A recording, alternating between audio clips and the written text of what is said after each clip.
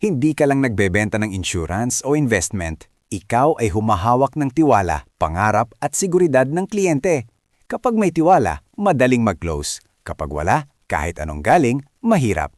Bakit mahalaga ang tiwala? Dahil ang kliyente ay bumibili ng tiwala, hindi produkto. Dahil long-term relationship ang pagiging advisor. Dahil referrals at repeat clients ay galing sa trust. At dahil reputasyon mo ang puhunan mo. Walang tiwala, walang negosyo. Kailan binubuo ang tiwala? Sa unang pakilala pa lang. Sa bawat meeting at usapan. Sa follow-up at after-sales. At higit sa lahat, sa consistency ng ginagawa mo. Ang tiwala ay hindi instant. Binubuo ito araw-araw. Saan nakikita ang tiwala? Sa client meetings, sa social media mo, sa paraan ng pag-present mo, sa after-sales service, at sa feedback ng ibang clients. Tandaan, lahat ng galaw mo nakaka-build o nakakasira ng tiwala. Sino ang kailangang makaramdam ng trust sa'yo? Prospects, existing clients, referrals, pati team mo kung leader ka. At ito ang totoo. Ang tiwala ay hindi hinihingi, pinapatunayan. Alin ang traits ng trusted advisor? Katapatan, consistency, professionalism, kaalaman o competence at malasakit.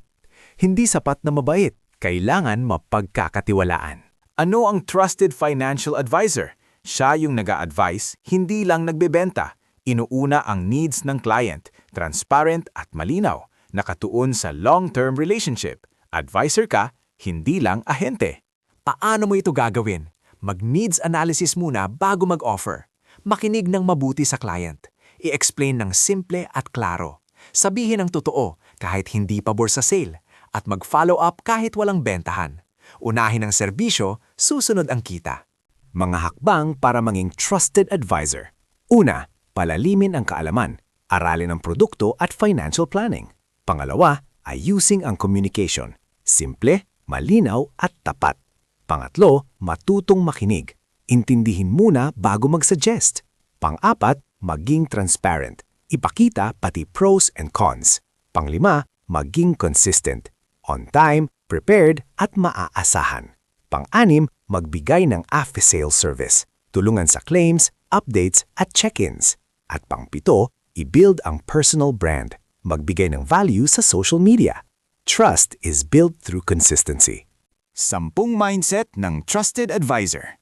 Nag-serve ako, hindi lang nagbebenta. Long-term relasyon ang goal ko. Inuuna ko ang kapakanan ng client. Katapatan ang puhunan ko. Consistency ang susi sa tiwala. Nag-e-educate ako, hindi nang pe-pressure. Mas nakikinig ako kaysa nagsasalita. Tinutupad ko ang pangako ko. Pinapahalagahan ko ang reputasyon ko.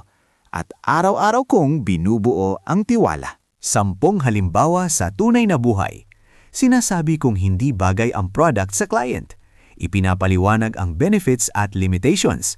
Dumadating ng maaga sa meeting. Nagfa-follow up kahit walang sale. Tinuturuan ang client sa financial literacy. Tinutulungan sa claims. Nag-check yearly. Hindi pinipilit ang client. Tapat sa fees at charges. At inuuna ang tamang solusyon kaysa commission. Ang tiwala ay nakikita sa gawa, hindi sa salita.